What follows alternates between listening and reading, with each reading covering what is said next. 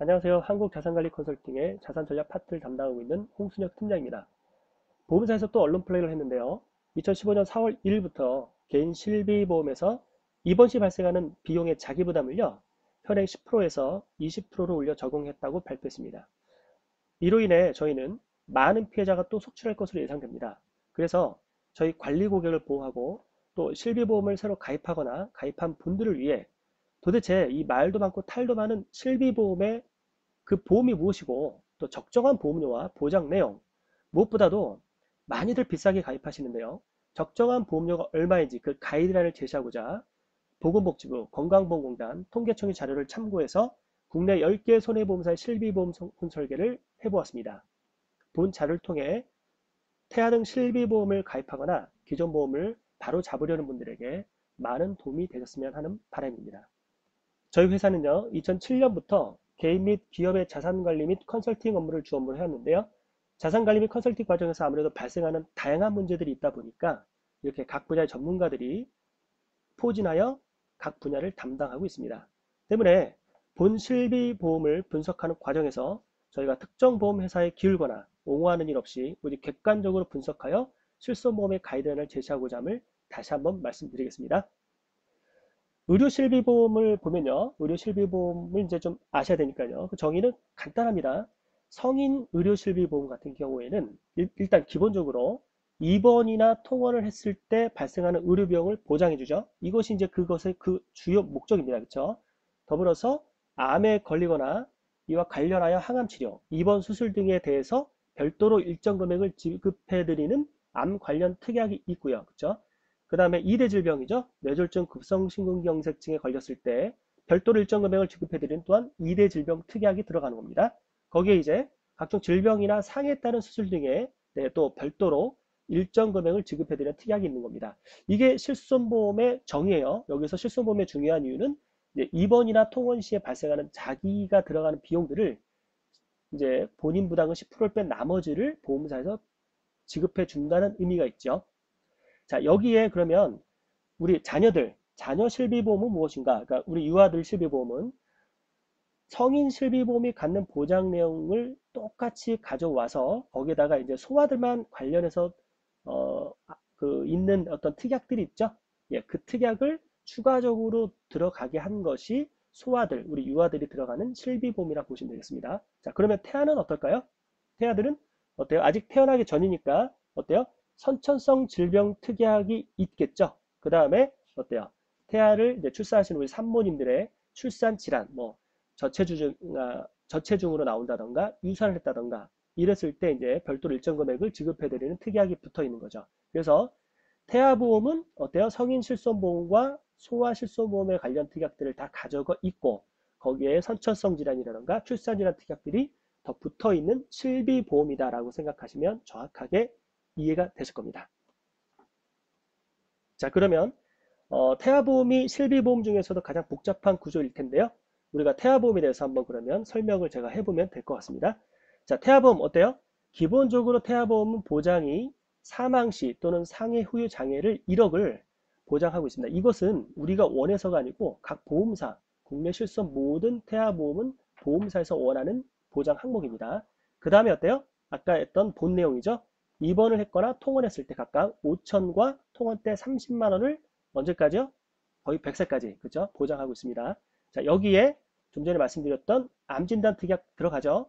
암에 걸렸을 때나 2차암 이건 이거 전이암입니다. 근데 전이가 헷갈려 하시는 게 같은 기관에서 기관으로 발생하는 것이 아니고 간에서 발생해서 이게 전이가 돼서 위로 발생한다. 이렇게 기관에서 기관을 옮겨가는 때 나가는 것이 2차암입니다. 그러니까 보험사에서 말하는 2차암이에요.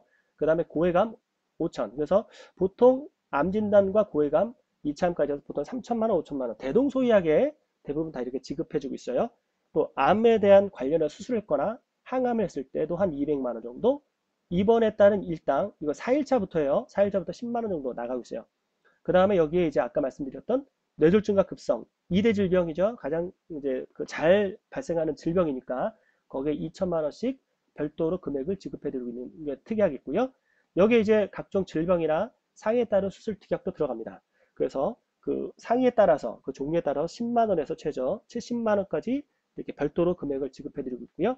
여기에 이제 태아보험이다 보니까 태아 선천성이라던가 산모 출산에 따른 또 질병의 차이의 그 종류에 따라서 최저 10만 원에서 100만 원까지 지급해드리고 있습니다.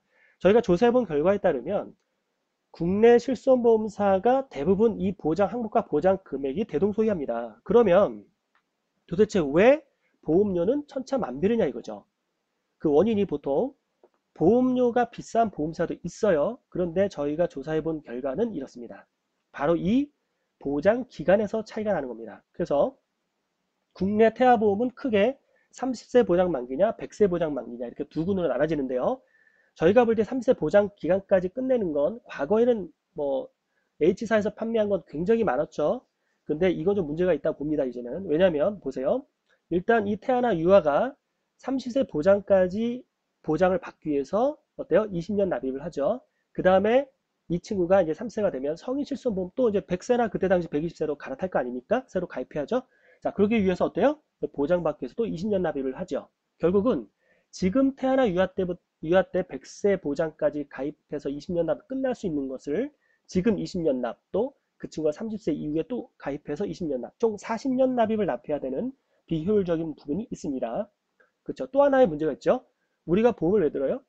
언제 발생할지 모르는 상해나 또 암이나 이대 질병 이런 또 고혈압 당뇨 이런 거죠. 이런 갑작스런 질병으로 인한 위험을 우리가 대비하고 그것도 보장받기 위해 가입하는 건데 어때요? 요즘 보험사들 암에 걸렸거나 질병이나 상해에 의해서 후유장애가 남았거나 또는 어때요? 보험사를 상대로 보험 청구를 많이 했거나 이러면 보험사가 어때요? 예, 인수를 안 하거나 자기네가 많이 청구한 질병에 대해서는 조건을 걸어서 그걸 보장하지 않는 조건부 인수를 하는 경우가 대부분입니다. 보험회사는 어때요? 이익단체예요. 결코 그걸 헷갈려 하시면 안 돼요. 그렇기 때문에 이 친구 어때요? 30세까지 온전히 질병이나 상해에 의한 질병 후유가 안 남아야 되겠죠. 그거를 전제로 한다는 것은 보험의 취지와 맞지 않습니다. 그렇기 때문에 30세 보장은 바람직하지 않다고 생각합니다. 자, 그러면 이제 100세 트렌드인데 100세까지의 보장에서 우리가 생각해야 될 것이 있어요. 자, 이런 각 항목들을 모두 100세 보장까지 가져갈 것이냐는 겁니다. 한번 볼까요? 암 진단금 지금 3천에서 고액암 5천 주죠. 그럼 이 친구가 지금 태아나 유아 때 암 진단금을 가입을 해서 100세까지 가져갔다 가정해 봅시다. 그러면 80세나 앞으로 90세 때 암이 발생했을 때 실질적으로 입원이나 통원을 통해서 오는 치료금 말고 별도로 이게 위로금적으로 받는 건데 과연 3천의 이 위로금 별도금이 실질적인 도움이 되느냐는 겁니다. 물가산수를 2% 계산해 보면 약 한 400만 원밖에 안 나와요. 예, 굉장히 적은 금액이죠. 그 다음에 고해감이라 하더라도 700만 원입니다. 그러면 2대 질병은 어떨까요? 2대 질병은 276만 원입니다.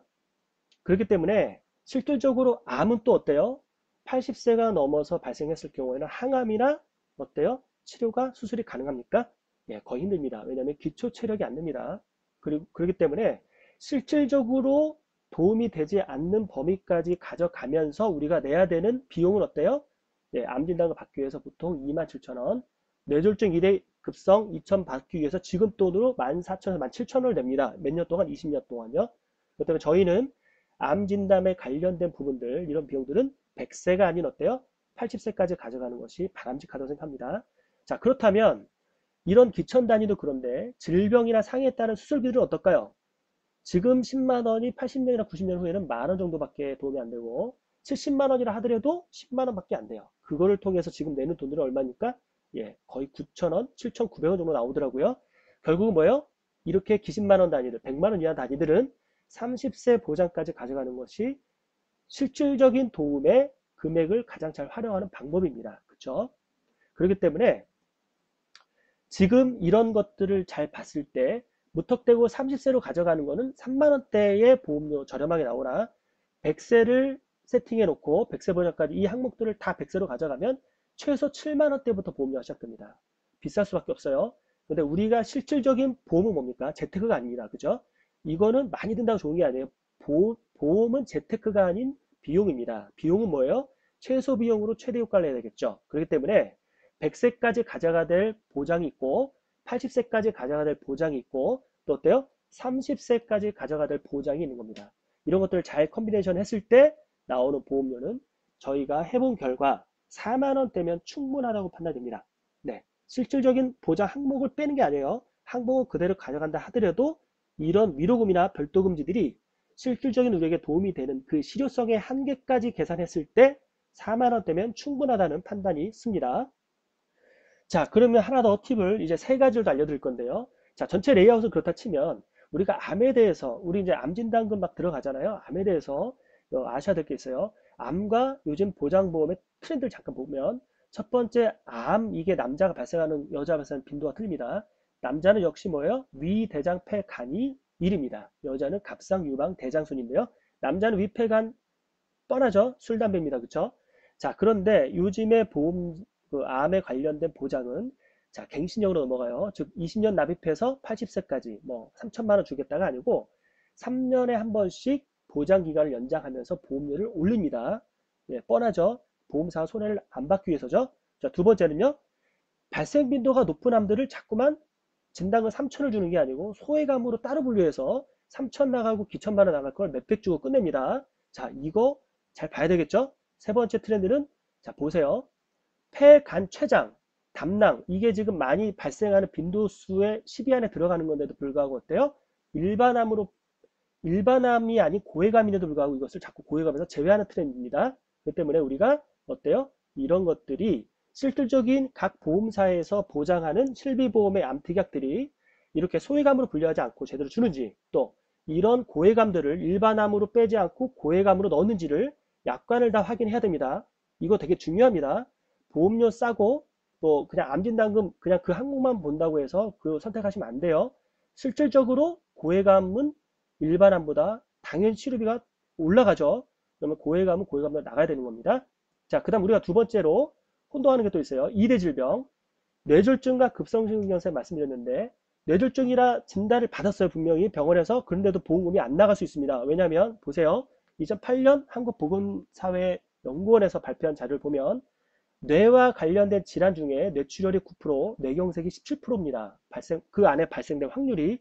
그 얘기 뭐냐면 우리가 보험금 청구를 했을 때 뇌졸중이라 하면 위에 있는 저 뇌졸중이 중요한 게 아니고 병명에 해당하는 코드를 받아야 돼요. 저 코드를. 그래서 뇌출혈은 I60, I61, I62를 받아야 뇌출혈로 나가는 거고요.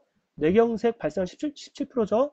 그거는 I63, I65, I66을 받아야 뇌경색으로 나가는 겁니다. 그 나머지 그걸 받지 않으면 보험에서 말하는 뇌졸중으로 들어가지 않습니다. 그거 기타지라고 들어갑니다. 그 다음에 또 볼까요? 급성심근경색. 이거 심장 관련이죠. 마찬가지입니다. 지금 자료를 보니까 심장 관련 질환 중에 급성심근경색이 차지하는 확률이 뭐예요? 19%입니다. 저기서도 마찬가지로 내가 급성심근경색 진단금이 나가려면 I21, I22, I23의 진단명 코드를 받아야 나가는 겁니다. 그 외 질환들은 안 나가는 겁니다. 그렇기 때문에 우리는 어때요?